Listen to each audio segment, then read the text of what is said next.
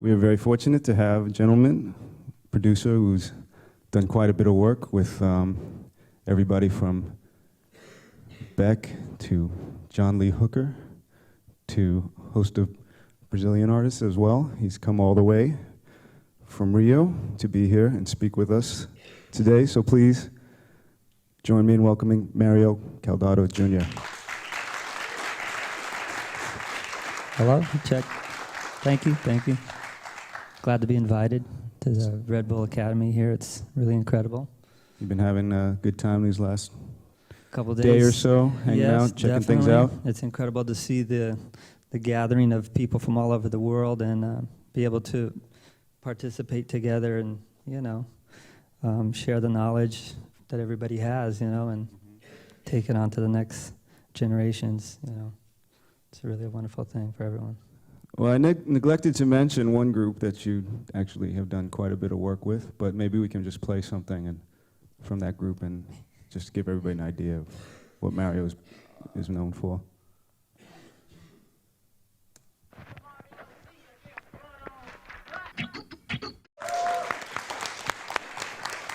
Thanks. Okay, so for those who may be unaware, that was a group called the Beastie Boys. But Mario, before the Beastie Boys, you did quite a bit of other stuff. I guess, this seems to be the routine that we've been following through a lot of these lectures. Let's go back a little ways and talk about how you got started doing what you do. Where did it all begin for you, Mario? Where it all began, probably I'd say when my dad took me to Sears, buying stuff and whatnot, and he decided to purchase an electric organ, Silvertone. Sears is a department store in the States. It's a classic, find everything in one spot kind of a place. Yeah, he was actually a mechanic. It's still around, yeah. Buys tools and stuff, and my mom would buy clothes and vacuum cleaners and whatnot. And he decided one day to get something cool, asked me if I liked it, and we went and checked it out. They were on display, and in the 60s, it was, kind of a cool home entertainment kind of piece, where they had these presets, and it was just funky, it was just cool. And this guy would be playing it in the store, so you get a demo as you're walking by. And if you purchase it, you get free lessons. So I obviously got a few lessons, got to come down, and they put like a little chart with the numbers, and you play by numbers. And that was actually the very beginning of my musical introduction. Okay, all right. So then beyond the Sears organ, then what was the next step for you? Well, it escalated. A few years later, my parents moved to a house, and when they decided they wanted to buy a piano, so I got a piano at the house, and put me in some lessons. I took some classical lessons. Did that for a few years, and it was fun and interesting for a bit. Then it got a little serious. I had a really strict teacher, and how strict was? Very strict, to the point. The worst part was that I had my lessons was before I went to school. So school started at 8 in the morning, and my lessons was like at 7. So that means I had to get up at like 6:15 or something and leave the house at 6:30. That's like downright abusive, man. It was, yeah, it was kind of cruel, but it was like the only time available. And my dad was like, well, she was a really expensive, like really good teacher, and he says, you're lucky to have this, and you should appreciate it and whatever. And I did it for a while, and then I got to the point where I wasn't having fun and stopped practicing. Just was rather play and do stuff like that. And one day I went in to have my lesson, and I was supposed to play something, and I didn't play it. And my teacher slapped me in the face. Back then in the 60s, you could do that. And she says, you're not practicing. You're wasting your parents' money and all that. And my mom was there and just was like, she was breaking it down and telling her, you're wasting some money and all that. And you should really, be practicing. And then I decided to quit. I was like, this isn't really for me. I was like, I rather just, not play. And, so I backed out of the classical music. But I still had the organ and at the house, and I enjoyed messing around with that and turning it on and playing it.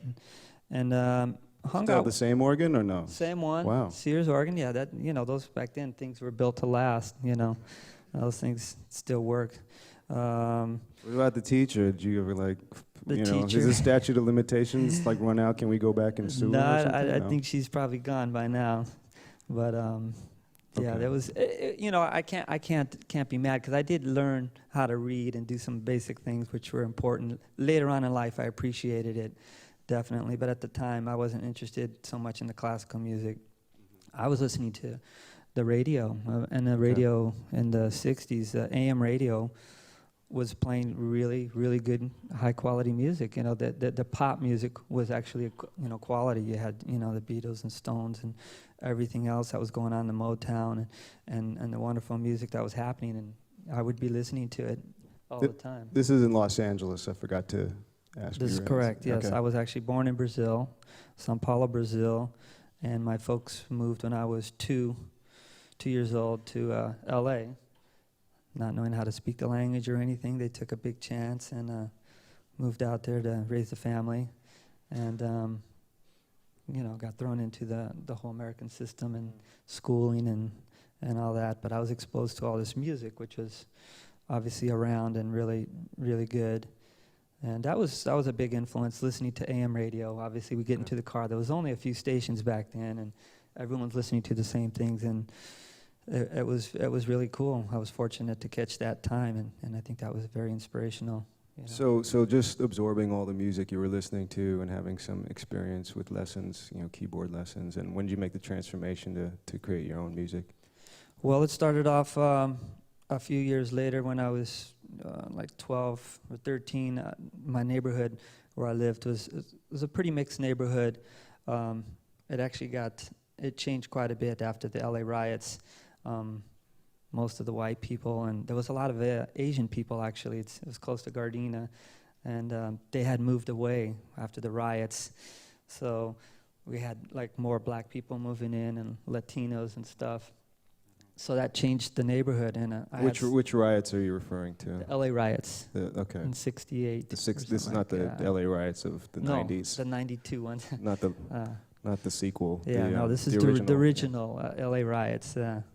That was pretty serious, back then. Obviously, in the '60s, all the protesting and things going on, Martin Luther King and whatnot, and it was an interesting time, definitely, to be, raised in LA, and the music definitely reflected it. And my neighbors, I had several friends, I'd hang out at their house, and we'd be listening to their folks' music, a lot of Al Green and Motown, and And my best friend's this black guy, Dwayne Allen, who his mom was a school teacher, and she was really hip, and she let her son play music at home and whatnot. And for some reason, he was really into the Beatles.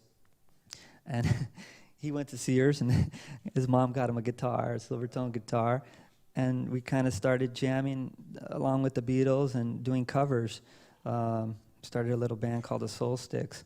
He played guitar, and I played percussion, maracas and tambourine and backing vocals, and that's kind of where it started, hanging out.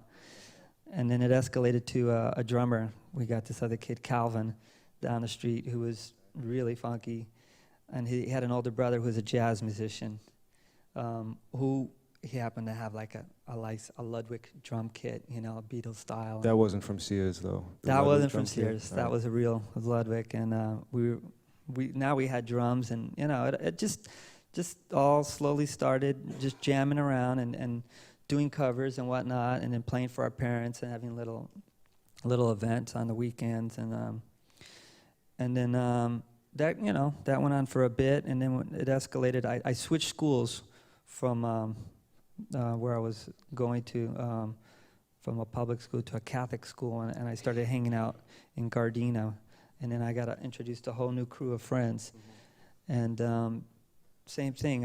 I hooked up with some friends who had a little band, and they had a bunch of guitar players and bass player and drummer, but they didn't have anyone who had a keyboard, and I told them I had an organ, electric organ, and they're like, oh shit, you got to join the band, So they had me come down, and they just you know, start showing me the playlist. And back then we were into Deep Purple and, you know, Free and Led Zeppelin and all that, and started getting into a whole nother, you know, rock and stuff. And it just escalated from that band. We played like at the school festivals and whatnot, and then the following year we went to junior high school, and it escalated to where we started another band, and just kept playing, you know. When did you meet Mark Nishida? In high school. He was actually in the second formation of the high school band that I was in, Phase. He was in the Phase 2 part. He came in as a keyboardist and singer. Okay. And I was playing keyboards. I started off with the organ, then eventually I got a job to where I bought an electric piano and a synthesizer. I was really fascinated when I went to the music store and saw these, you know, mid-'70s electric synthesizers. Portable ones were, you know, available, and like they had all these knobs and making all these crazy sound effects and stuff, and that really caught my interest. I was more into the sound effects and things and less into the playing, and kind of ventured off into making a lot of, you know, sound effects and things. Okay, so that's when you sort of became more interested in that aspect of it. So then, you know, we mentioned Mark, who went on to become known as Money Mark, who played along all the Beastie Boys records that you produced. But I guess, you know, describe then going from, you know, the early beginnings of recording and how you got into that aspect of it, and, you know, what followed. Well, Mark was definitely my main guy for getting me into recording inspiration. He was the first guy I knew who, he wrote songs, original songs. You know, we had cover songs in the band, but he actually had original songs. He was into acting and whatnot, and he did a play where he actually made his own music for the play. And to do that, he went and bought himself a 4-track, a reel-to-reel TIAC, which was, you know, a really amazing machine. And he figured it out himself, how to use it and record. And he was doing that at home. And he lived in a little house he had 2 other brothers and stuff, and they didn't really have a lot of room, so he'd have to set it up in the living room and then tear it down afterwards. And I had just moved out of my parents' house and was on my own. I had a job and already was out, quit school and whatnot, and I had moved into a little back house.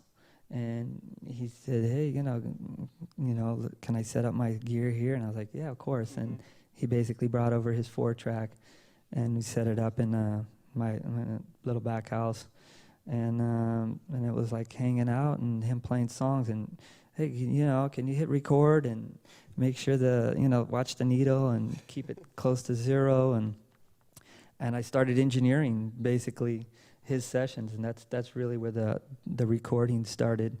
It was through his guidance and his will to just figure it out himself and do it, because he didn't take any classes or nothing. And he was very talented. So we did that for years. Okay. Making demos, 4-track demos.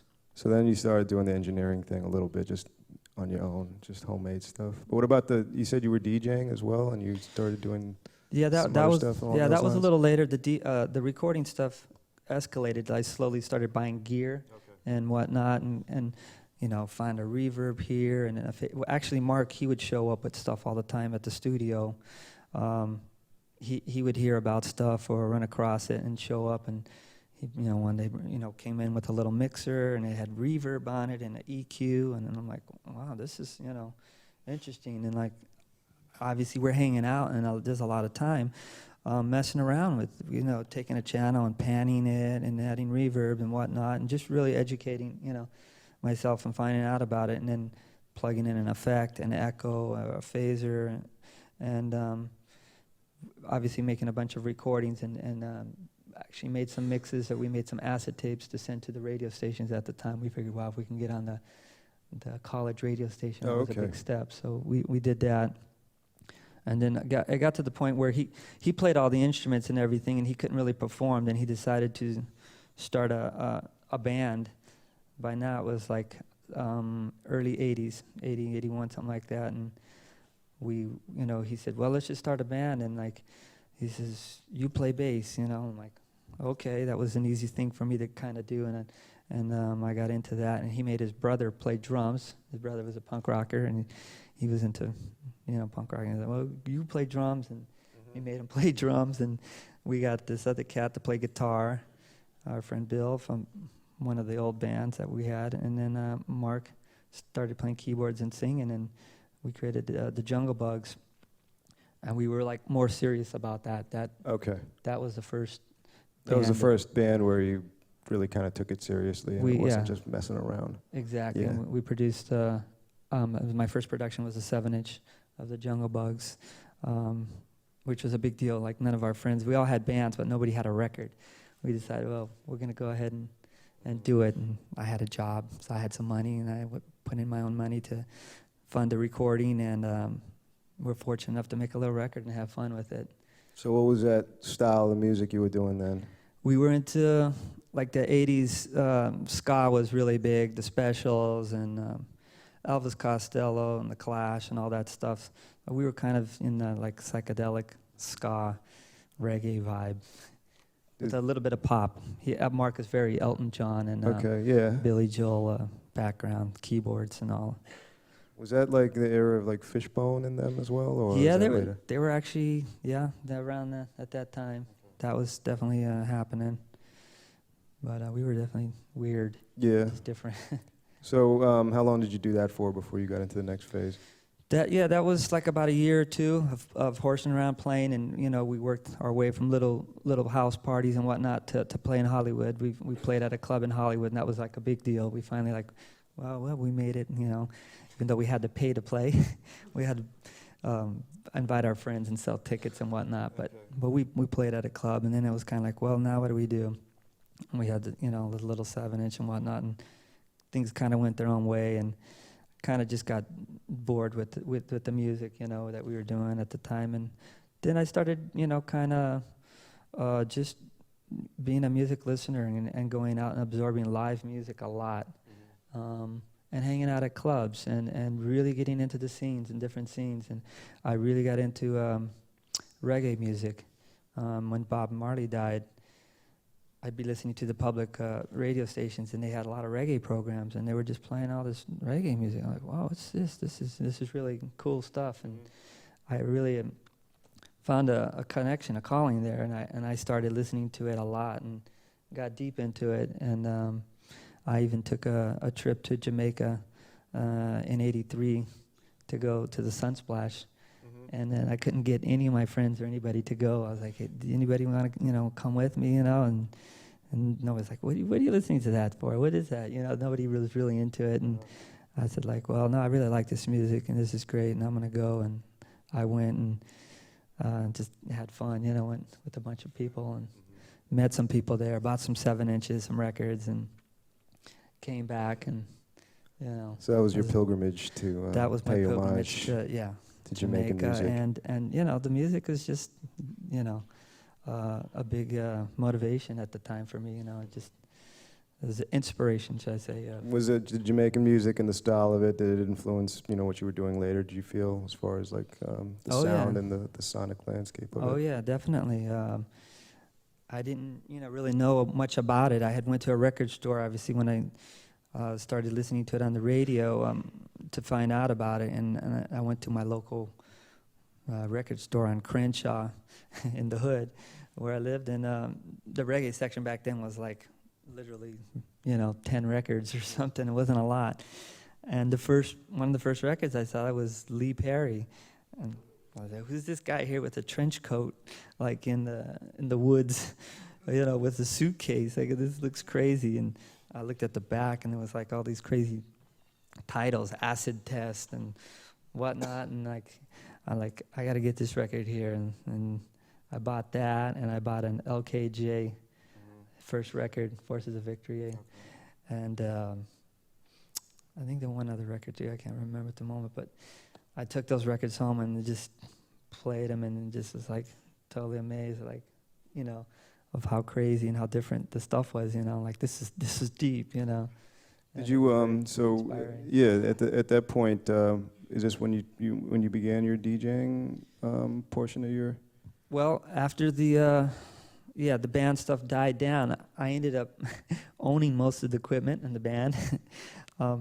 Everybody would like go broke, the guitar player, and, you know, and he'd sell me his amp, and then, you know, Mark would sell me the microphones, and I ended up owning the PA and building a PA. So I had a PA system, and started renting it out on the weekends and little parties. First, you know, just from cassette tapes, and then turntables. And it just escalated, and then I was amazed. I always had somebody calling me for something, and did a lot of music research, listening, and hanging out, and, you know, learning, you know.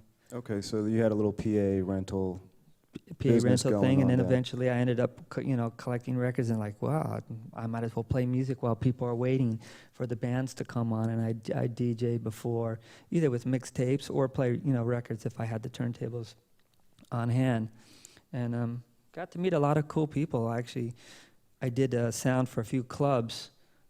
Okay, which clubs were those? Well, or do you want to get into the club in particular? yeah, well, the club. Okay. Yeah. Well, okay. There's one club night that and wound up being a very profound experience for you. Do you want to describe, you know, when that happened and how that connected with all the other things that you wound up doing?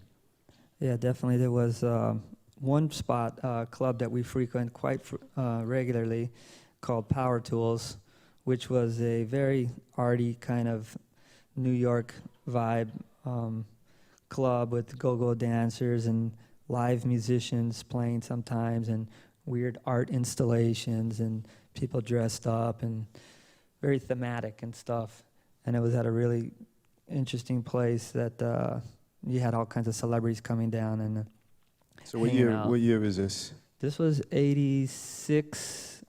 The club started in 85, but I probably discovered it in almost like 86, around there, 85 and in the mid 85s and 86, and was just hanging out there every weekend. And the DJ was really incredible because he would play all genres and keep the dance floor moving. He really knew, you know, he had a musical knowledge and knew how to mix stuff from everything, you know, dance stuff, soul stuff, funk stuff, rock stuff, you know,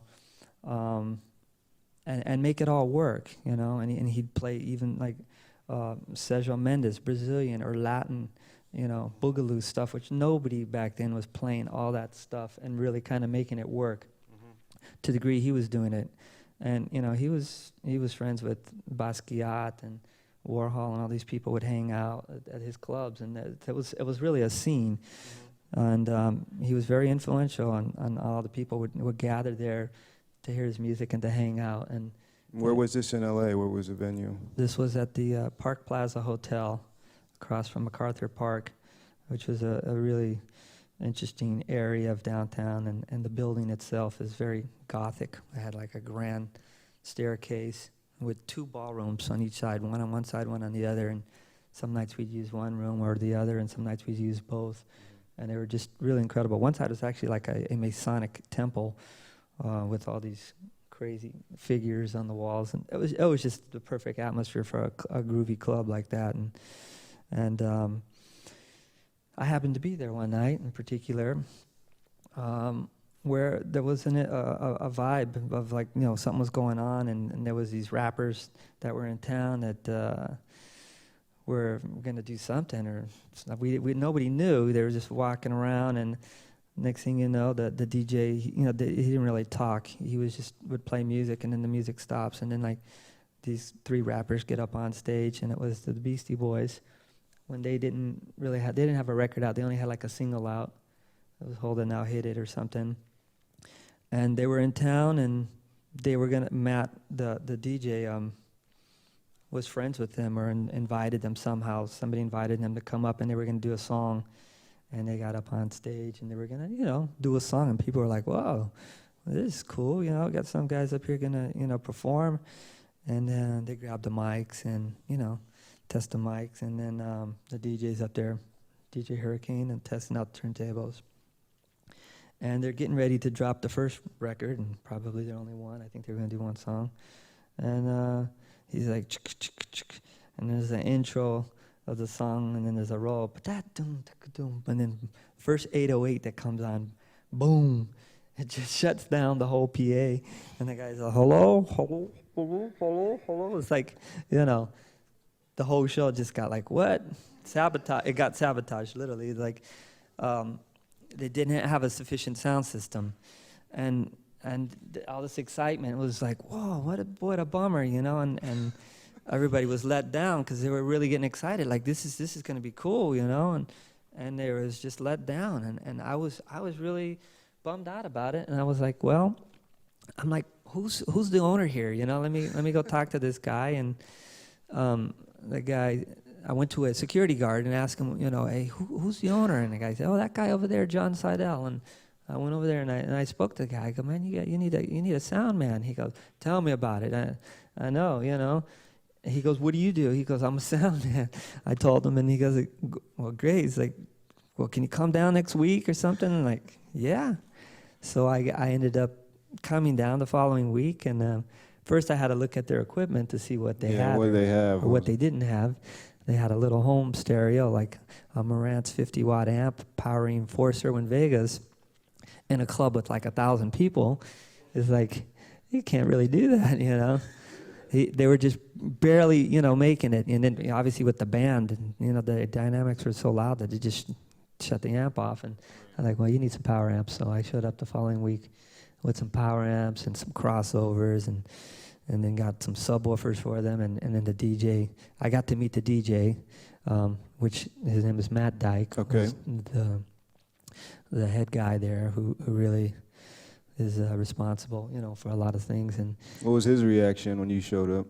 well, he was thrilled. He was very embarrassed about the situation. You know, he's like, "What happened with the sound system?" He was cursing out the guy who helped him set it up, but it wasn't his fault. They were just under equipment. And he was happy the next week when he heard the sound system, and everybody was like, "Whoa, what'd you do?" You know, it was amazing. Like, it really kind of brought it up to the next level of the sound. And you know, I had them raise the speakers, take them off the ground.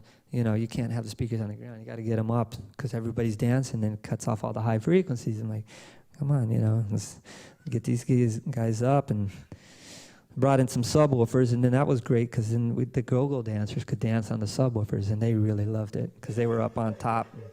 Everyone could check them out, and they had bass on their feet rattling. Multiple use for the. It was great for everyone, and then the club, you know, obviously escalated, and it was, you know, from then on it went cool, and they. My association with Matt started, you know, and then I'd hang out with him in the DJ booth, which was a privilege because not a lot of people got to hang out up there because, you know, he had all his records and he was very particular, you know, of what was going on. Andy Warhol got to hang out up there? Yeah.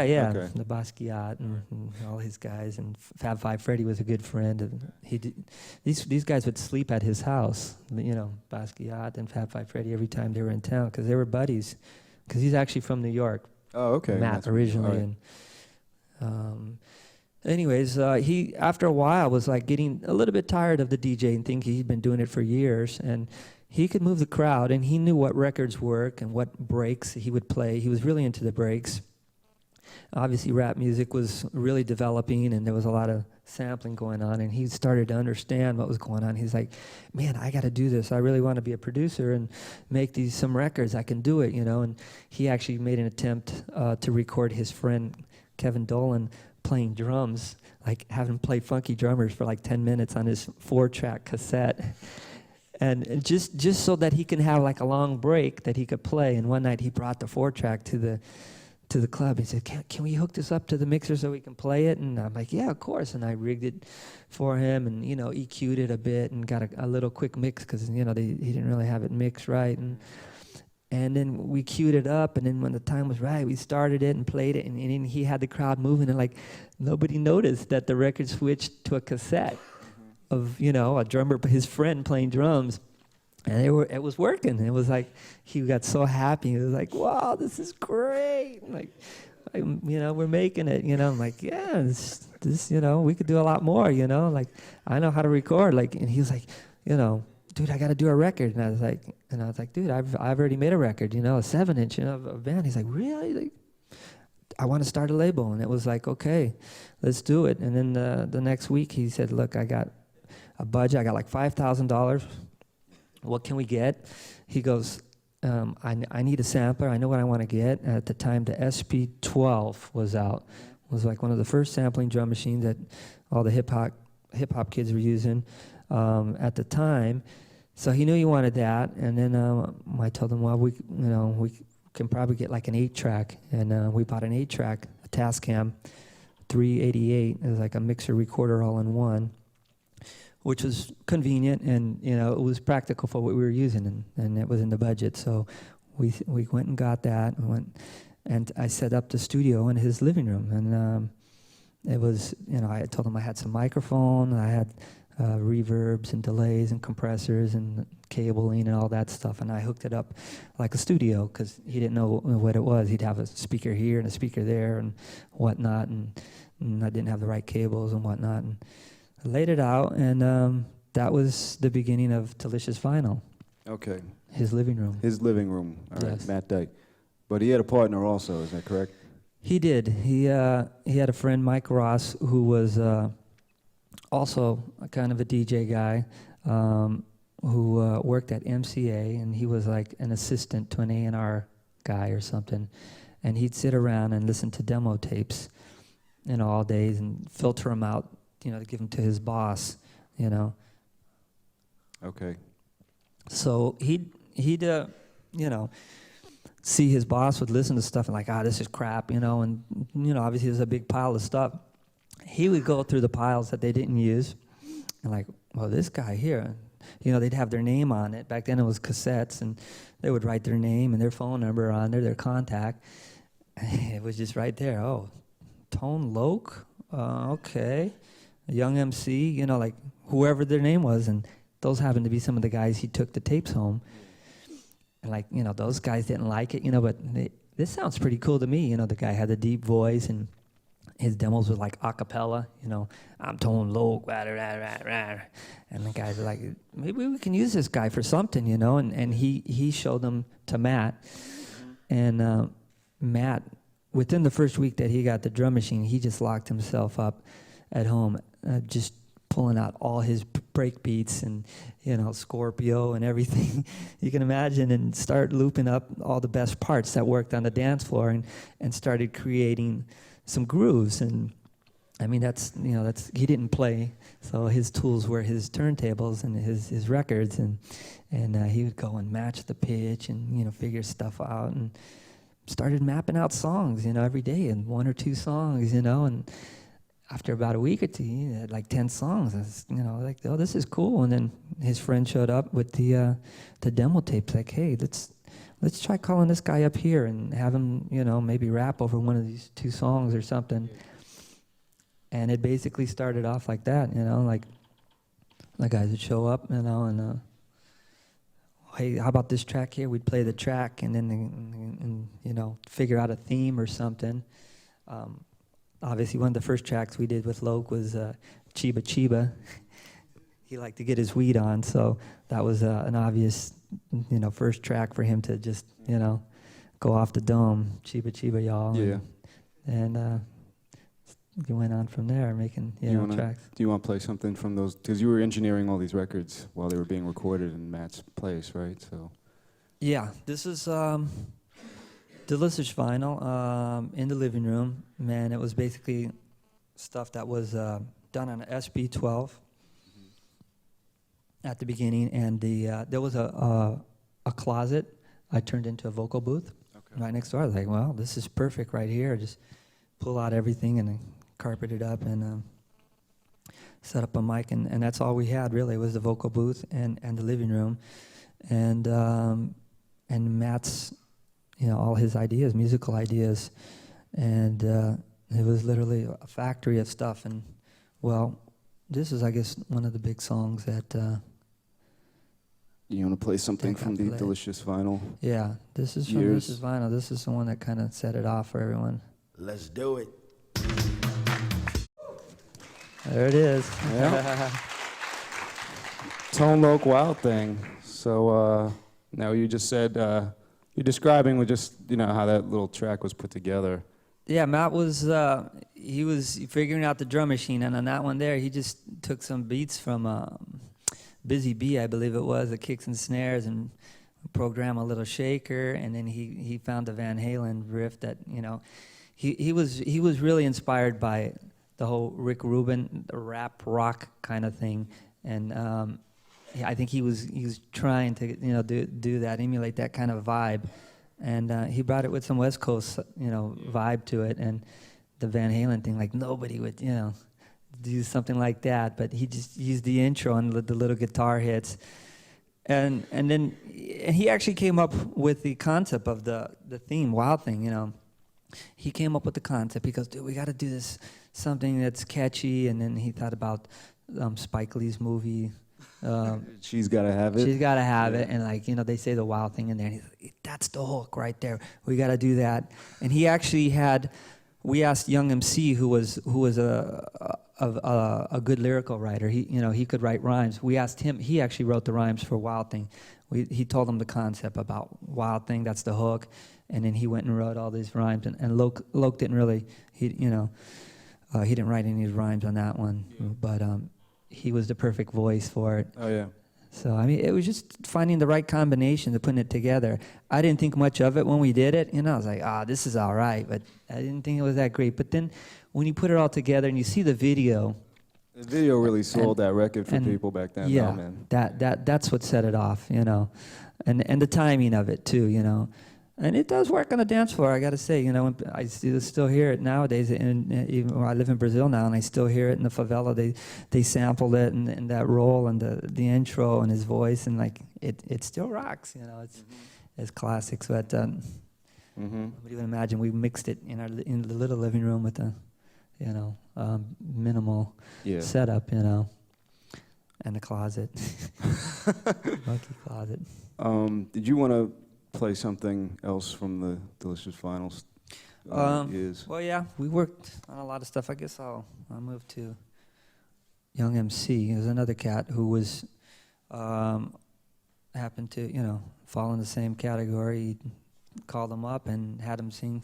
He actually this guy had lyrics. He was a USC student, and I had to go and pick him up from school to bring him to the studio.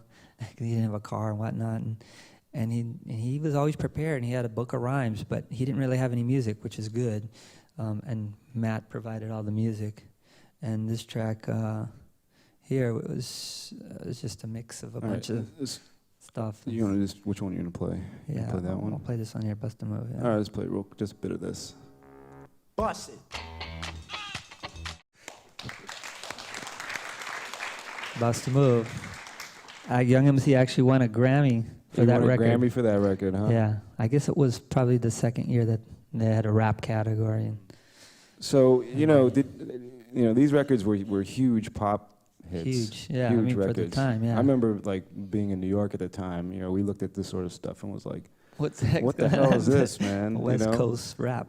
Yeah. Yeah. What sort of I don't know, when you were creating it and it was taking off, and I'm sure the perspective was quite different in LA,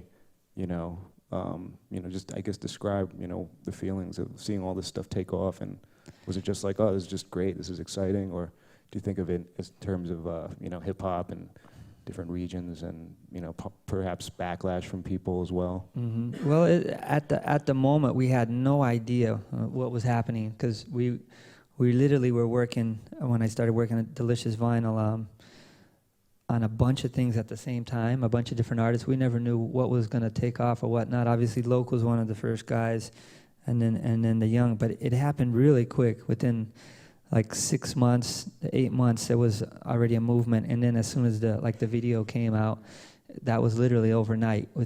They started playing on MTV and started getting requests. And then a week later, all the national radios picked it up. And when the national radios pick it up, and then it just blows up. and then he wasn't even charting, and then all of a sudden he enters the top 200, and after I think about a month or two, it went to number one for 1 week. It beat out Paul Abdul, who was real hot at the time, and we knocked her off for 1 week, and it happened really quick. We were really excited. We didn't know what to expect or whatnot, and we thought the music was cool and different. And obviously, it wasn't as hard as like the Beastie Boys and Public Enemy, LL Cool J and stuff like that. But that wasn't the intention. Matt was really into dance kind of vibe, with obviously rap as being the medium, But the music was like a little more groovier and funkier, and it worked, It got respect, from a little bit of the East Coast eventually, when they started listening to it and say, oh, this is pretty cool, not bad. Not, the hardcore guys wouldn't listen to it, obviously, but the mainstream did, and everybody else, and the crossover, which really brought it to the mainstream, So, what do you want to get into the Dust Brothers and the whole? Well, when we were making the records, we were getting introduced to a lot of people. Obviously, people started sending in some demo tapes and whatnot, and we had one of the guys said these guys. Well, they were promoting the stuff, sending it to radio stations, and they sent it to a college station, a Claremont radio station, and there was these two guys, Easy Mike and King Gizmo, had a radio show, a rap radio show. And they were huge fans of Tone Loc, especially the very first single, which the Chiba Chiba one that couldn't be played on the regular radio because they were just talking about weed. But they would play it on their program, and they had like the Dusted Hour or something. And these guys were very creative, and they actually had their own demos, and they passed that on to the guy who was servicing them, bringing them records. This guy Orlando. He goes, oh, here's our demos, send it to you guys. You guys, check it out. And Matt heard the demo, and we were listening to it at the studio, and we're like, oh my God, these guys are on another level. They were really inspired by the Bomb Squad and the whole Public Enemy layers of samples, and they had like 8-10 samples going on at the same time, and all synced up. And back then, we didn't know how to do that, really. We were just basically sampling on the fly and programming everything in a drum machine and just hitting play and starting it and letting it go. And, I already have the arrangement worked out in the sequence. They had complex stuff playing, a bunch of things at the same time. And we're like, how can you do that, And then we wanted to meet them. And their musical selection was really, really cool. And we had the guys come down to the studio and they explained to us, like, oh yeah, this is how we do it. We use a 4-track cassette, but we lay SMPTE. We have a little box, a PPS-1, that lays SMPTE on a track, and it reads it back so you can sync it up, and you get a start tone. And we were like, this is crazy science. We don't know about this, And it really was, because it allowed you to go back, sync up to the same BPM at the same point. And then we were like, oh my God, this is like a new invention. Like, now you have endless opportunities to go back and add stuff. And it was really science, and they brought this technology to us, and we incorporated it and started using it at our studio. And in return, we let them use the studio to redo their songs instead of them bouncing everything down to 3 tracks, because they only had a 4-track. We would let them use our studio, and at this point, we had upgraded the 8-track to the 16-track. I made an investment and bought a 16-track, so we had more tracks to work with, and they came and laid down like 15 tracks of loops, everything separate, and we would listen to this. This is incredible. But we didn't know how to arrange it, so what we did, we had continuous loops, and then we just did everything with the mutes, turning stuff on and off. That was the old school way of arranging it. So we would just lay all these loops and then turn stuff on and off and make an arrangement. And we made a couple mixes, and the tracks turned out really, really cool. We didn't know what to do with them. None of the Delicious Vinyl rappers were really right for it. We didn't even... Their vocals wouldn't have sounded right on the Dust Brothers productions because there was too much going on in them? On those particular tracks, But what we ended up doing is asking them to finish off the Loke record.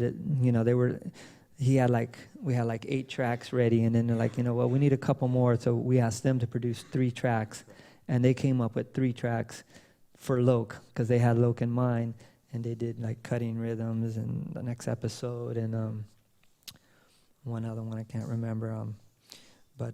So they produced 3 songs on that record, which was their introduction into working with Delicious Vinyl, and then they did a couple for Young MC. They did 2 songs. They created the know-how with the shaft thing, and you know, which they were actually the standout kind of songs to me on the records because their production on it, and they taught us a lot, and it was really a good thing, collaboration.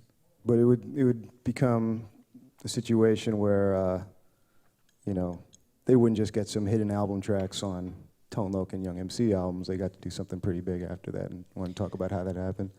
Well, the 2 tracks, the first 2 demo tracks that they sent us, the really hot ones that we didn't know what to do, Matt Dyke had the master plan of, well, he had heard the Beastie Boys had just got off their label. They were suing their manager and suing their producer. And they were going to leave Def Jam, which was their label. Leaving Def Jam and going somewhere else.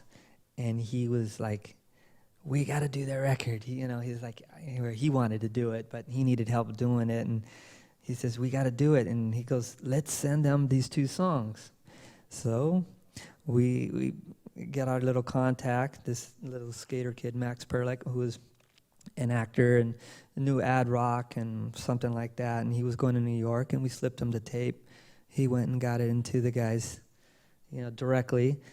And they heard it. They heard these instrumental tracks, and we're like, "What is this stuff?" They obviously love Public Enemy and whatnot. That was their label mates and whatnot, and they wanted to go to the next level, and this was the next level to them. And they were like, "We want to come out and meet you guys." And they planned to come out, and they came out to meet us at our studio at Delicious Vinyl. All right, so so do you want to play one of the things that you guys wound up doing? Cool. Well, actually, I didn't have that one queued up, but I'll get it right here. Which one are we going to hear here? This is... There you go.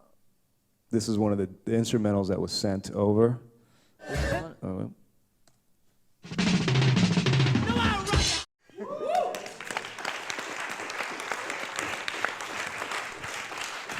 That's Dust Brothers production there. so you're recording all this stuff. I'm the engineer at this point on that track. Yeah. You guys are, hearing this stuff and you're pretty much losing your minds, I would imagine. Everybody was just bugging, like, what in the heck is that? It's like, so many things going on, and it's madness, and that's what the Beasties were into. They liked the chaos of it because it wasn't predictable. It was like funky and Latin and beats and timbales and, crazy moogs, the car wash keyboards, like scratching. It was really just, a lot of stuff put together. It's like you wouldn't imagine. Now, they had gotten sued for sample clearance issues on their first record. Their first record, So yeah. what happened on this one? Because there's tons more samples on these, just even this one record alone. Oh, yeah. Well, this one here, they went completely legit. I mean, they signed to Capitol, and it was like a whole different thing, and obviously they were popular, people were after them and whatnot, and they knew that they had to cover their asses. So they cleared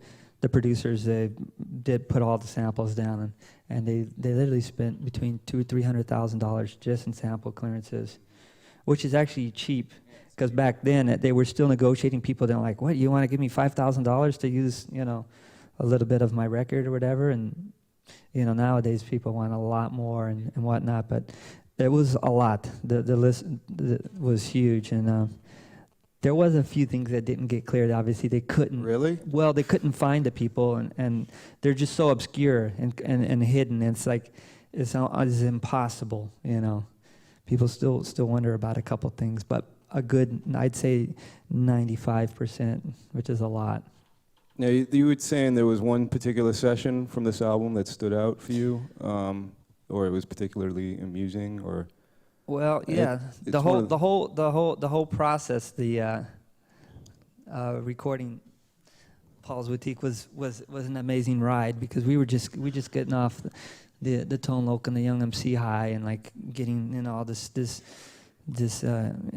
attention and whatnot, and then the Beastie Boys, they come into town and obviously we're very excited about the songs. They did 2 songs first, and then they said, no, well, we got to do a record, like immediately, like we're coming back, we're going to New York, but we'll be back in a month. Let's book the studio and get the best studio, get everything you need, and like they didn't spare no expenses, and we went to the top studio and like a record plant and spend $3,000 a day and like ordered since there was no instruments, we had like a huge room and where they record drums and whatnot, and we like rented a ping pong table, a pool table, air hockey, pinball, and just fill it up with junk that wasn't music, but just so we can hang out and have fun. And that was the environment, was to have fun. And all they had to do was do vocals, and the Dust Brothers provided all the music. So it was like 2 teams. We were there in the daytime laying down the tracks, and then they would show up at night and like, okay, we got some lyrics, and then they would divvy up their lyrics and decide what to do and just, work on a quick arrangement and laid it down. But there was a lot of hanging out and, playing ping pong and whatnot. And Who was really the best ping pong player out of all 3 Beastie Boys? Actually, no one was really good. The best guy was Easy Mike. He's the Dust Brothers, and Beasties, they didn't have no game. Yeah, they thought they could play basketball too, but the West Coast guys took them out, man. We would take them out. Me and Easy. Actually, Matt Dyke could shoot. Okay. And right. Mike D couldn't dribble. It was pretty funny back then. Why could I have guessed that Mike D couldn't dribble? But so but they got better once we got our other studio. Okay, Yeah. all right. At least they improved. So yeah, it was a 9-month process of hanging out at this big expensive studio, just ordering prime rib to go and whatnot, like from Lowry's, like crazy expensive dinners, and having the dealer make deliveries directly to the studio of ounces of weed, and just the most ridiculous things we could think of. Well, I mean, Capitol's like, we got the Beastie Boys. They just sold millions and millions of records. Yeah. Which is going to be amazing. It's going to be a huge hit. Yeah, they thought they had it for sure because the Beasties obviously sold like 4 million or 5 million. It was the first biggest rap record. So Capitol, gave them a budget, whatever, signed them for a few million. They had everything they wanted, and they abused it. They totally took it to the limit, and ordering the runner to go out and just buy dumb things, shopping, everything, shoes, whatnot, and just delivery. It was great. It had fun. It was really all about fun and how ridiculous and extravagant we could be with the music and with our time and what we were doing. And it got to the point towards the end we were getting down to the last songs, and we saved this one song for last.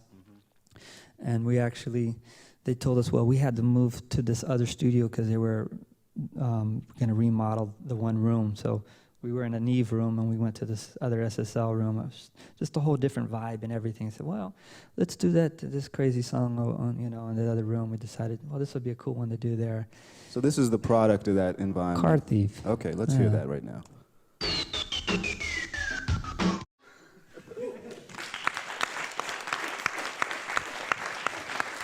It was a night to remember. Okay. So how long was that? Well, it took 9 night? months. Yeah. That night was just the night was it was just crazy. We couldn't believe it, and next day we listened to the track, and I guess it's how it's gonna work. We were pretty faded, but it was an experience. We were open. It was cool. Nobody got addicted. Nobody became a crackhead or nothing afterwards. So the total experience. So it's totally cool to try it yourself. That's basically the lesson we learned, because you might create as long as you're in a studio in a safe environment, Thief, just don't stand on the console. Yeah. And do a bong hit before you Yeah. try the crack. So that was you said 9 months of 9 months in okay. the studio, and then we finally had the baby. We had the record. They had a big launch on top of Capitol Records on the roof. They had a release party, and They even had airplanes going by and write Beastie Boys in the sky. They took down the Capitol flag and put up a Beastie Boy flag on top of the Capitol building. That's how excited they were about it. And they had a New Orleans marching band playing. Everything was just ridiculous. You couldn't believe what was going on, and they really milked it, and we had fun. It was an incredible moment. Right. And then the party kind of died a bit after the record came out. Well, 2 weeks before the record came out, the president got fired, and they moved the whole staff and everybody, and it was one of those big corporate moves, and everything changed, and they didn't know what to do, and they didn't want to work the record, and they basically did one single, the Hey Ladies, and did a video, and it didn't quite come off with the impact at the time. Everybody was expecting the Multi-million seller. yeah. Well, they expected more of the first record, the Ill record, the first one, Time to Get Ill or whatever. License to Ill. Yeah. And they didn't really come. They came off funky, and then only later did people, after when they listened to the records, really appreciated it, and Yeah. a lot went into it. And So it was, but it was I guess it was a big disappointment for the company then too. it was big. They told us it had sold like gold. They gave us gold records, but it only sold like 300,000 or something at the time. Yeah. At the time when it came out, because they didn't really work it, and the guys didn't tour, so they had another deal to do another record that was guaranteed. So after that moment, we took a little time off, and then we kind of decided about let's do something completely different on the next record. Let's like no samples, or like that was the intent at first, and like let's do something completely different. And our friendship was really strong at the time, after working for so long, and we hung out a lot, and I go over their house, and Ad Rock was he was always into messing around and jamming, and he had a drum kit. He liked to play beats in his apartment. Neighbors loved him, but he would be playing drums at home, and we'd be hanging out, and then those guys started getting the itch to make some music a little bit and whatnot, and I was like, instead of going into the studio and spending all that money, let's just make our own little space, I actually work better in like home studios. I've always had a home studio, and I always felt comfortable, and I think that was a good environment to work in, as opposed to being in an expensive studio and whatnot. And the guys were like, yeah, that's a good idea. Yeah, we should do that. And then first, it was some more jamming that got inspired. My friend Money Mark would show up around every once in a while, and he always traveled with a portable keyboard or a guitar, whatever he had on hand. And he showed up. Ad Rock would be playing drums, and he said, I got a keyboard, and he would jam a little bit. And then Yao, who used to play bass in a band called Brooklyn or whatever, he got into his Bad Brains, punk bass, fuzz bass, and whatnot, and he'd bring an amp over, and then Mike D. Mike D. was actually the drummer from a band, and he actually worked his way back into playing drums, and Ad Rock actually switched over to guitar, even though he's a better drummer to me. He took the guitar spot, and then it kind of like just jamming around in the apartment. Next thing you know, the neighbors are, shut up, And so we're like, oh, fuck, this is cool. We're just jamming. And they're like, what? Let's just go to a rehearsal place. Yeah. They rented out a little rehearsal spot where, 10 bands go and rehearse, and you can hear everybody jamming. And we rented, one of those little rooms for a week, and just went in there and start just jamming, Yeah. And I said, well, let me just bring a DAT player just for the hell of it and record what these guys are doing, No big deal, so there's no pressure, but let's just capture the moment and lay down like 2 PZM mics, they just put them on the ground, a little portable DAT off to the side, hit record, nobody knows what's going on, and those guys just started jamming, and just having fun, and Mark was kind of the the leader, the musical guy, because he he was the most proficient on his instrument, and he would start a little groove and, hey, play in this key here, G or A or whatever, and then he'd show, then play that, and then those guys, oh yeah, okay, and then they would try to just groove and just jam. There was no pressure, nothing. Yeah, well, that's definitely reflected in the nature of the recording that followed. But what happened with the studio? Like, how did that go? Because you eventually got out of the rehearsal space and... Well, the rehearsal space served a purpose because it set the seed for a few songs that ended up being on Check Your Head. There was a couple grooves that turned out pretty cool. And I'm like, whoa, this is kind of funky. And for some reason, that's a friend of theirs, Donovan Leach, the son of Donovan, the famous singer, yeah. Had a club in Hollywood. He's like, hey, would you guys come down and jam at the club? I asked the Beasties to come and just jam, but not be called the Beasties, but just to come and jam as a surprise thing. So they were like, yeah, that would be fun. And this is the first time they would play together at this club. And they just showed up. Mark had a van, and everybody just packed everything in, just like an old school band, and rolled up with it. Everyone carried in their equipment. They set it up. They didn't say anything, and they just played instrumentals, like 4 or 5 songs, little jams at a club. And everyone was just ecstatic about it, and just like the vibe. And it was like, oh, this is kind of cool, They got a little response from people, and really got, hey, we can do this, And then it was like, well, we really need to, find a space so we can build our studio.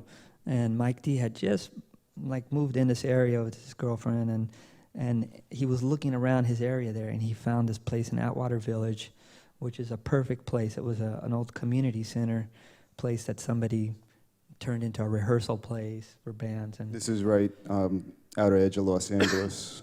That's correct, right by Los Feliz, heading into Glendale, and it's called Atwater Village, and it was just a little town vibe. There's a main strip, and this was the tallest building in there, and there was a ballroom in the back, and the guy rented it out to us, and we said, this is perfect. And there was one huge room. It was about like this, with a wood floor, and it was a half cylinder, the ceiling, so it had really crazy acoustics when you're in the middle of, like, ta, ta, ta, ta, ta, ta. You can clap your hands and get multiple reverbs, and we just thought it was cool. This would be cool. This is funky, and we built like a little stage, and there was 2 little rooms that we tore down the wall and created a little bigger room for a control room.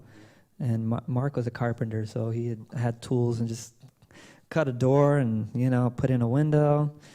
A week later, it was like we had a studio, and I told him, we just need a 24-track machine and a board. Went out and purchased a 2-inch machine and a little console. And I had everything else, the outboard and compressors and mics and whatnot. And I just set it all up so everything worked. And the band equipment was set up on the stage. And then we had this huge basketball area that we would play basketball.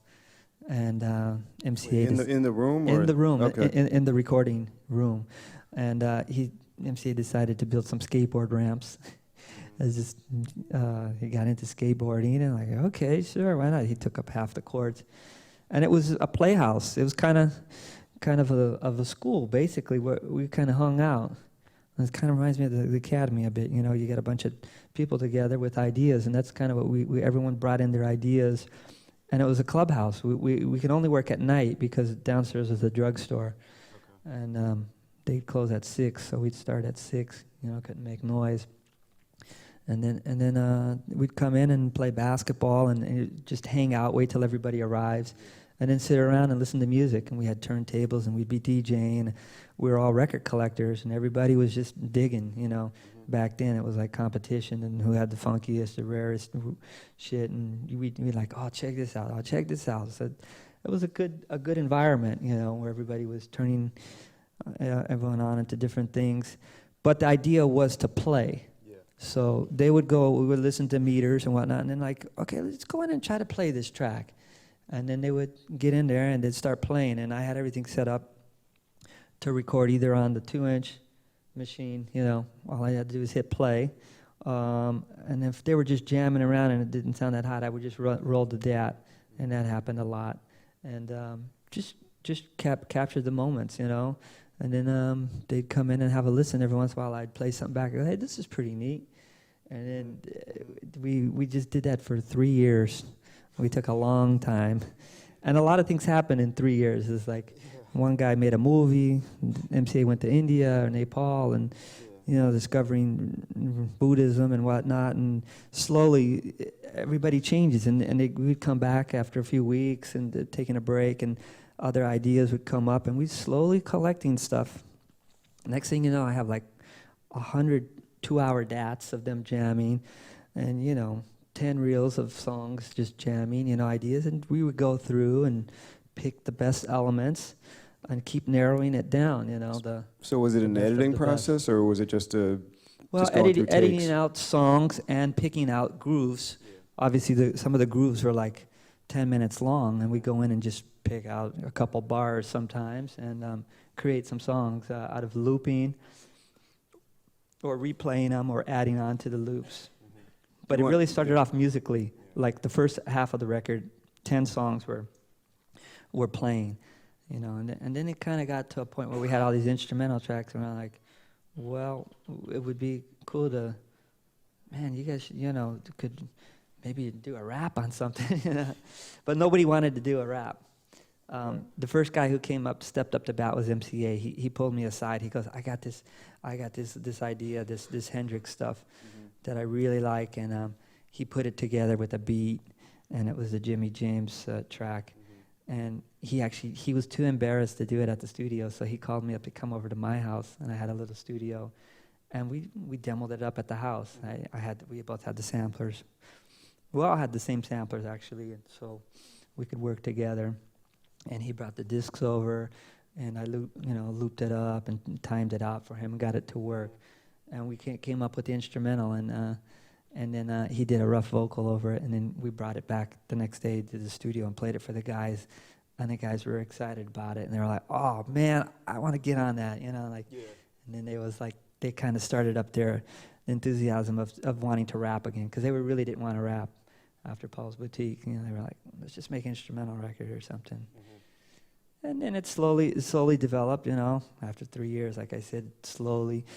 A track would show up a month later, and then another one.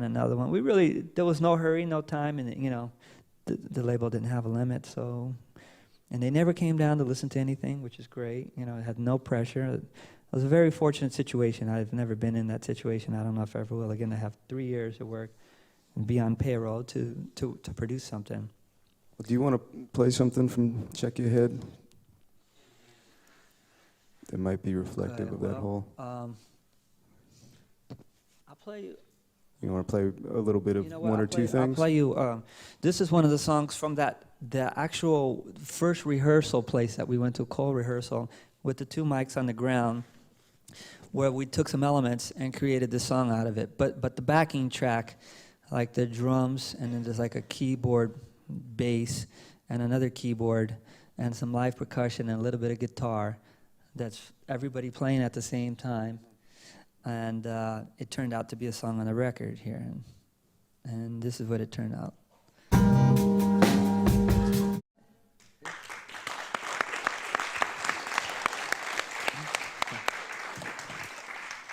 Nice. That song was all patched up from a 2-track live, and then added a bunch of elements and running a voice through the Leslies.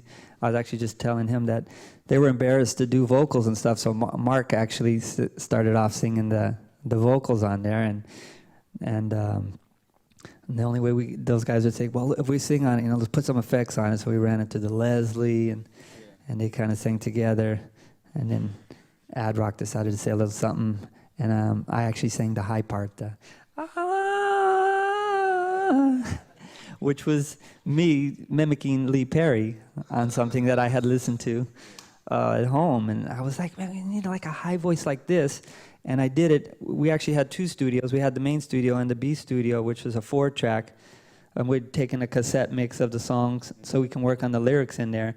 And with a little bullshit mic, you know, plugged in. and we'd work on the lyrics in there while somebody else was working on something else, and I grabbed the mic and just did, you gotta go like this, and I'm like, with some reverb and stuff, and the guys were like, that's great, that's perfect, we'll use it. And I was like, I have to do it again. He goes, no, we just took it right off the cassette, and I just flew it in, and it was just duct taped together, all these little elements, and laugh box, and the part I really like is the scratching that comes in. It's like, and that was a total accident because I had like echo sends, and the echo was on that channel, and so the scratching went to the echo, and I was feeding back to itself Jamaican style. I went cha cha cha cha cha cha, and it sounds like a helicopter coming in, and it was just a wicked effect. We were all like, oh man, couldn't believe it. It's like those are happy things that just come together, and you're like, that's cool. So we were impressed with that. So you get co-production credit. That's correct. Yeah, they put me down as a co-producer on the record. Obviously, we had stepped up from just engineering to throwing in ideas and elements and helping write songs and putting some of the, the rap songs together. Mm-hmm. And how long was the studio functioning? How many records did you guys do there after Check Your Head? After Check Your Head, we did one other one, Ill Communication. After this record, it took so long, we went on tour, and when we were on tour, we had some ideas together, and when we came back, we did the next record in 6 months. And that was quick, and everybody was excited, and like we were all confident, and there was no issues, nobody was traveling, so we focused, and in 6 months, we actually did 1 month in New York. The very first month, we tracked some stuff like Sabotage and a few other ones, and it went really quick. And then, with the hype of the first record, the second one was received, a lot bigger and better, and it went really well. Do you want to play a taste of the next one? Play a taste of the next. Well, the next, record? the next record, Ill Communication, is. You had 3 years to do the Check Your Head. Now you knocked this one out in 6 months. Yeah. So how the energy is slightly different, I guess. A lot different. Everybody was very, amped and ready and confident and like, oh, I got ideas and let's just do it. And we really, put together a good team, and we had a percussionist too. Eric Bobo was introduced into the group at the time, and he contributed. And we had this one track that was actually the only one that was kind of different than all the other ones. Mm-hmm. It was kind of a rock track, and I was like, they weren't really trying to do rock. That was the furthest thing they wanted. They wanted to stick to funkier stuff. And the song stayed an instrumental for like a long time. And then towards the end of the record, we're just about finishing the record. The last 2 weeks, we had actually attempted a couple times to do vocals on it, and it didn't quite sound right. And then Ad Rock was like, let me try one more time. And 2 weeks before we finished the record, they're like, we got the song together, and we did the vocals on it. But it almost didn't make the record. But here it is. And, okay. This is what it came out.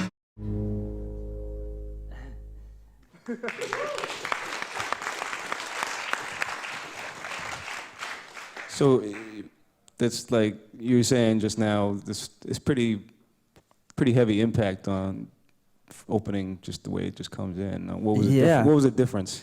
Well, it was them messing around. Yauko obviously loves the fuzz bassing, and he was always horsing around in there trying to play like Bad Brains kind of style, and he came up with this riff, and on the bass. And Bobo, our percussionist, was very alert and was listening to it, and he just, totally accented it like dun dun dun, and just, that marked the song right there. And then as soon as we heard that, I was like, oh shit, and Mark heard it, and we're like, that's dope. And they're like, Mike, get in there, hurry up, go in there and just copy Bobo and just follow him, And he, just started doing it on the drums, so I just kept building the intensity of it. Mm-hmm. And then when it finally drops, they're just droning on one note, but it's just the intensity of it, and then the vocals, obviously, they really set it off. Ad Rock just, gets in his high pitch, wah, and it works, It took a while to get, though. We tried it a few times, and literally, that one was a song that I mixed it instrumental because they didn't have no vocals, so I went ahead and mixed it and got it sounding as good as I could. And then when he wanted to do the vocals, he actually came to my house, and I threw it on a DAT machine and on 2 tracks, and then added, 2 voices, 2 tracks for vocals. And then after they added the vocals, he goes, let's do the little scratching. Yeah, because let me do that, some terminating, and seal it up. Boom, from the premix that I was made. We just was flowing and just knocked it out, and there it is. And obviously they made a video, which is really hilarious. Our friend Spike Jones did it, and it was just a perfect timing. And when you hear the music and you see the video, it's just, they work really good. And Wait, now you had a funny story, but because this is so different from the rest of the record. yeah. But wasn't there somebody who was around who had heard all the other stuff? But then when you guys had done this, or it was like not an engineer, but I feel like I've heard this story before. Correct me if I'm wrong. Been smoking crack before I got here, but was that? Am I wrong about that? About who else? Somebody had heard Sabotage, and when you finally you guys did that, he was like, yeah, that's forget it. Oh, that was the owner of the okay, studio. yeah. Actually, in New York, there's a guy is a big rocker guy, big dude, rocker dude, and like we were there for a month recording all this stuff. And the moment he heard that song, he walked in and he goes, "That's a record right there." He called it at that moment, and he goes, "That's what I'm talking about," And I was into it, and then I was like, "That shit rocks. That shit's dope," And everyone was like, yeah. And they didn't really want to do the rock thing, but the owner of the studio, he called it, and he goes, "That's the shit right there." And then we knew, like, this is like Middle America guy right here, And he knows, and he was right. It did work. It was just, they just didn't know how to approach the vocals and whatnot at the time, and they left it aside till the very end. Yeah. So at this point, His name was Chris, and we actually called the song Chris Rock till it became Sabotage. oh, okay. It was called Chris Rock in dedication to the guy. Well, that will be the Chris Rock jam, okay. So at this point, the guys started to take a little bit longer to do their records. Well, after this record had Yeah. huge success, and the other record, all the records became multi-platinum, and the tours were going really well. They were playing small places and ended up playing arenas. And by this tour here, we were actually touring, and I toured with them doing sound, doing front of house, which is also really fun, getting to make the songs in the studios and play it out live and recreate the sound. And we had a quad system. We rented the Pink Floyd rig with the joystick, and we just went off and took it to the limits. And after all the touring and everything, it took a little bit of a break. One guy got married, another guy got married, taking some time off, and they could relax, because it was a good couple years run that we had with Check Your Head and this Ill Communication. So it took us like 4 years before we got back into the next record, and I started having to branch off and work Yeah, so on what it. did you do to occupy yourself then at that point? Well, by then, luckily, these records did really well, and a lot of people read the back of the records and saw my name, and I was on the back of a couple million records, and people were like, "Oh, I love that record, we want you to work with it, we love that sound." Check Your Head inspired a lot of bands, and they were like, "Wow, we love that sound, we want you to work on a record." And I started getting calls. The first calls I had got, the hookups were through the management. The Beastie Boys manager, he also managed Beck. So he sent Beck down to the studio, and Beck wanted to do something. He was like, "Just go down to the Beastie Studios. Mario, he'll take care of you, and, go." And he showed up at the studio and like, "Oh, Silva said I can record some stuff." And I'm like, "Oh, great." And we worked on a few tracks, 7 tracks. And he ended up using one track on the Odelay record and a few others on the B-sides and whatnot. So I got to work with him. And then on the road, we worked with John Spencer, Blues Explosion. They really liked our sound, and the guys were like, "Yeah, we're going to roll through town." And they came in and wanted to use the studio. And I was the engineer, the chief engineer, and they asked me to work on their stuff. I worked with them, and then it started, bands from Japan. We played in Japan, and they loved us, and then some band wanted to come out, Dawson 3, and come and use our studio, and it just started getting around, I started getting calls, luckily, from the Beasties. So it a big thing, you know. Most people found me, you know, they looked me up and through the management and whatnot, and started getting to work with a lot of different artists. Money Mark also, he went ahead and did his first solo record, and I helped him a little bit on that, on the first one, and then he made a second one, and I helped him a lot more on the second one. Was there any kind of adjustment for yourself, you know, working in a pretty unique situation with the Beasties, you know, where you guys really knew each other well, to sort of freelancing essentially, doing stuff for people you didn't have the same relationship with? Well, like I said, it started off gradually, kind of within the family, you know, with Beck, and also like DJ Hurricane. The Beastie Boys at that point decided they wanted to start their own label, so they started the Grand Royal label, thinking they could do like Delicious Vinyl, you know, and make their own things. And it was a good idea on paper, but it didn't actually pan out that well. They actually had a few interesting acts. The first record we did was actually Hurricane, because Hurricane really wasn't part of the recording process of any of the Beastie Boys stuff. And they said, well, you know, we'll get you a deal, we'll get you a record, and we'll put out your record. So I produced the first record with Hurricane, which is Grand Royal's first record, and we went in and knocked it out in a month. You know, we weren't messing around. It was just, we knew he had ideas and I had ideas, and it was just me and him, and just boom. And that came out pretty good. It was well received and did well. And then there was a couple other punk rock things. Ad Rock wanted to do a punk rock band, and we were just utilizing the studio. Yeah. So I did the punk rock band, and then there was some other rock band called me to work with them, and you know, I liked the band. I went and heard them in mother tongue, and just went and produced them, and slowly escalating. And then the Mark thing ended up getting to do a track with Los Lobos.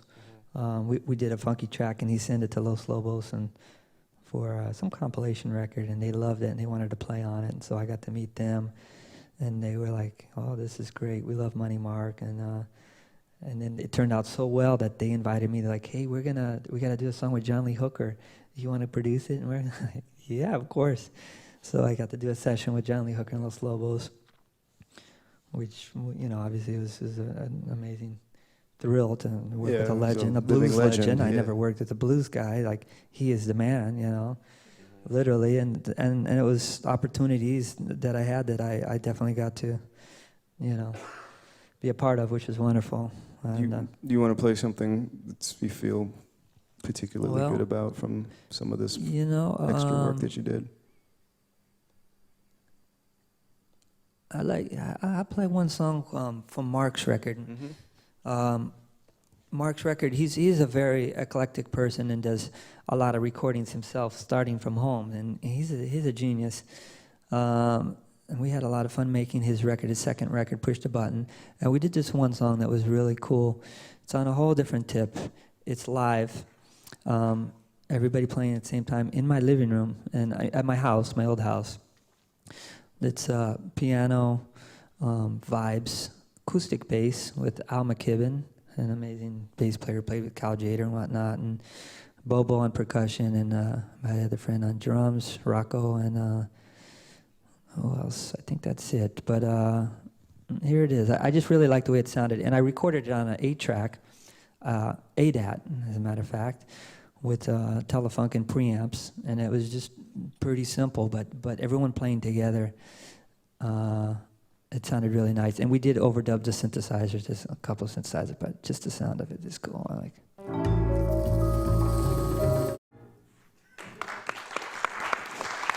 Not bad for live, all the way live. Yeah. Which is at that point, bringing it back to the home recording is my favorite things to do. Really, is, you know. Plus, there was really good musicians there, you know, and I really enjoyed that. You know, that aspect. The Beasties was fun in a different way because of just the innocence of playing. They weren't really great musicians, but the ideas were good behind it and the feeling. But it's definitely nice when you have musicians and that really know what they're doing and have fun. So, and the environment is cool. Everybody really enjoys that, and I think that's something that I continue doing is working in a small environment as much as possible. You live in Brazil now. Yes, I did. When did you move to Brazil? About 4 years ago. My wife convinced me to go back and spend some time there, and we decided it was a good thing for our family, our girls, got a couple girls, and just to live there and then hang out and check out the country, which, you know, I was born there and don't really know much about it. Now I'm starting to understand it a bit and appreciate, you know, all the good things it has to offer. But it's very, very interesting, very cool, very beautiful place, good people. And you've also been able to record some stuff while you're down there. You still have your place in Los Angeles, correct? That's correct. That's my studio is still there and equipment. And it's actually at home in my living room, set up there. And I go there every few months to work. But yeah, I've been pretty busy in Brazil doing lots of stuff. Actually, the Beasties, the last tour I worked with them, they ended in South America. That was the first time they played in Brazil. And that was what brought me back the first time. Back in, I think, like 96. And I hadn't been there since I was 10 or something.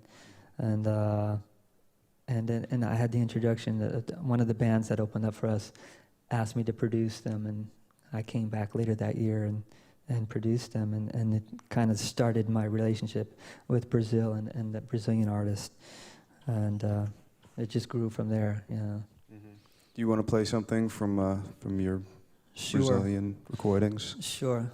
I'll play a track from a good friend of mine, Marcelo D2, who he was in this band called Planet Hemp. That was kind of a very Beastie-inspired kind of band. They did rock, rap, and funky jams, and everything else in between, and punk rock. And I did a few records with them, and then he went solo and worked more on just a hip-hop, Brazilian hip-hop. And this is from his second record, and it was really a cool mix. There we go. All right, there you go. The Brazilian hip hop. Do you have to bring, you know, is your approach differ at all from doing stuff down there as opposed to what you were doing before? Well, the hip hop stuff is inspired from records and grooves, so the beats are kind of the same. It's just the samples, instead of being funk and soul records, they're bossa nova records and groovy, you know, Brazilian music, you know, samba and whatnot. And yeah, it's great. Hip hop is universal, you know. It's just everywhere you go, you got, you know, I've done Japanese hip hop and Brazilian hip hop and Irish hip hop and just whatever, all kinds of different stuff, and it works. It's the beat that really keeps it together, and you know, you can bring in whatever elements, bagpipes, and Yeah. it's all good. Do you feel like a hip hop guy? I do. I happen to, you know, fit in the groovy hip hop category, not the hardcore. You know, well, some people, I don't know, but yeah, I think it's a cool thing to be part of. I really am happy that the artists that I've worked with have crossed over in a lot of different ways, you know, which is what music is all about, crossing over and bridging stuff together, generations, and taking old elements and new elements and the best of both and putting them together in a musical way, you know. And just a couple other folks you want to mention that you've also worked with, so people get an idea of the range of it, if you want to just tell folks about that. Well, after the Brazilian stuff, I was fortunate to work with, well, a bunch of bands, Molotov from Mexico, and Day One from the UK, which I really like, and I also hooked up with Jack Johnson, which was a very wonderful experience. He was a guy who did a record that didn't, when it first came out, didn't get very much response, and then after 9/11 or something, people kind of got conscious, and someone at a record label heard his record and heard his lyrics and stuff, and thought, wow, this guy is pretty cool, and they put him out and on a major kind of vibe, and got him out, and he got some success, and then his manager called me to do a remix of the song. I was like, yeah, sure. I mean, I heard the song, I liked the vibe, and the guy, you know, he sent me the tracks, and it was all live, playing live. I was like, well, it's a little tricky to do the remix. I'd have to like have a musician come in and play it, and it would be different. And I was like, why don't you guys just come down and we'll just do a remake of the song. So we did the record at the house vibe. He came over and we set up the drums in the living room and in the bedroom and the vocals and guitar. And he was really comfortable and he really enjoyed it and liked it. And in the remix, it was cool, you know. And I added some vibes and stuff. And he was like, oh, that's pretty cool, you know. And he asked me, he goes, you know, I want to do my next record. You know, I want you to do it. And I was like, well, sure, that'd be great. He goes, I want to record it like this though. I like this vibe.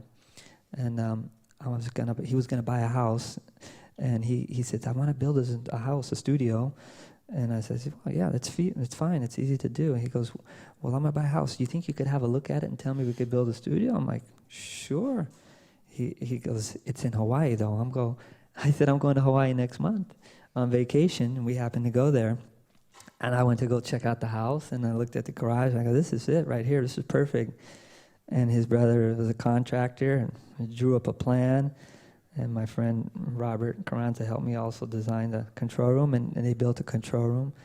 And it's a total homey vibe in a garage, but a little studio. And we did his record, his second record, On, and his third record. And those records really did incredible. They got incredible exposure. People were listening to organic music, acoustic guitar, bass, and drums, you know, and he was getting mainstream attention, which was really, really great, and it was very successful. I want to, yeah. Do you want to share a little taste of something from that? Yeah, and then play. Then we'll open things up a little bit here for questions.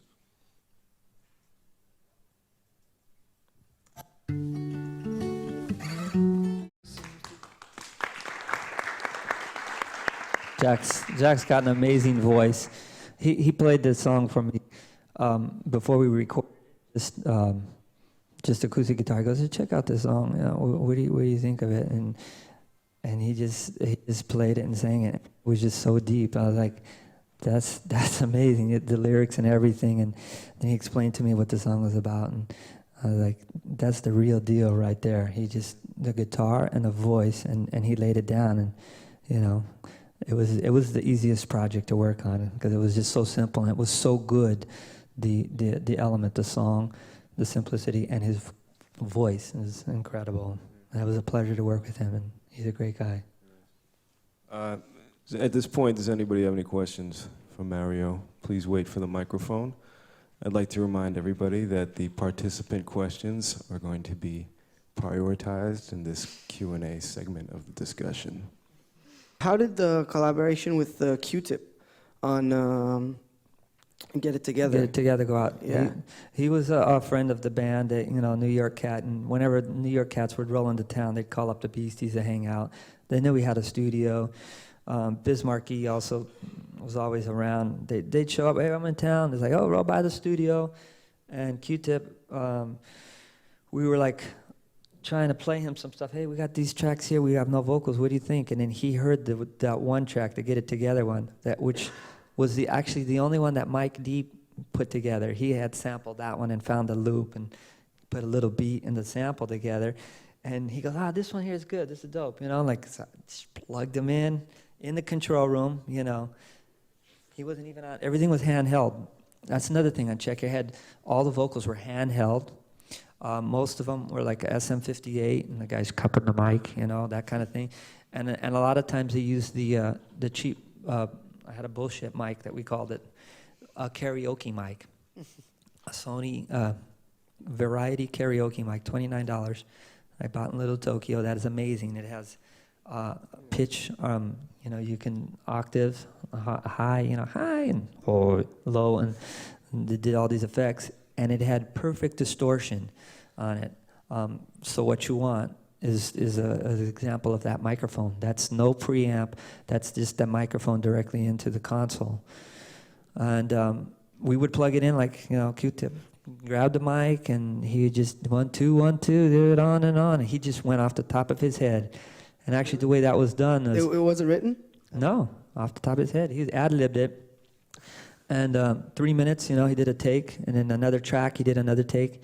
And then out of the 2 tracks, we muted out all the parts that we didn't like, and we only kept the parts that we liked. And then we mapped out the song, and the guys did the lyrics in between.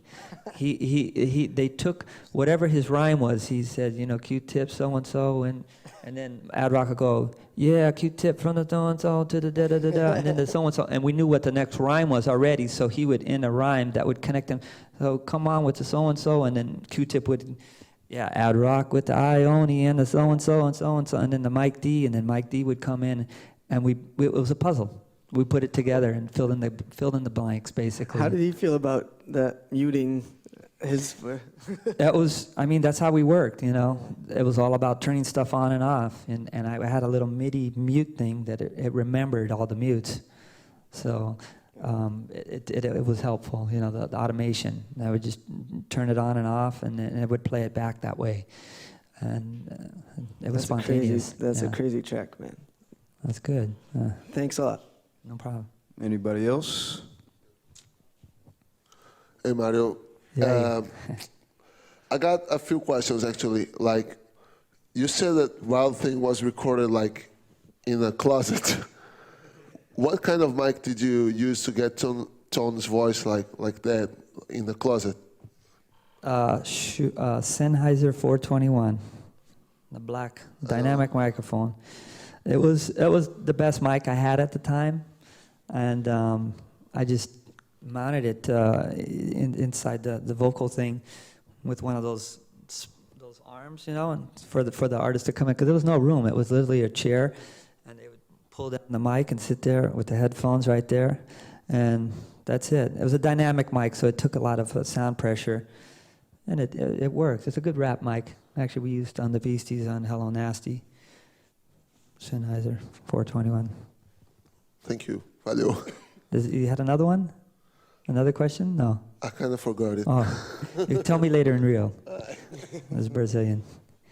You've been definitely a big influence in me I was listening to a lot of the Beasties when I was doing voodoo and stuff with the Roots, and so just want to thank you for just paving the way.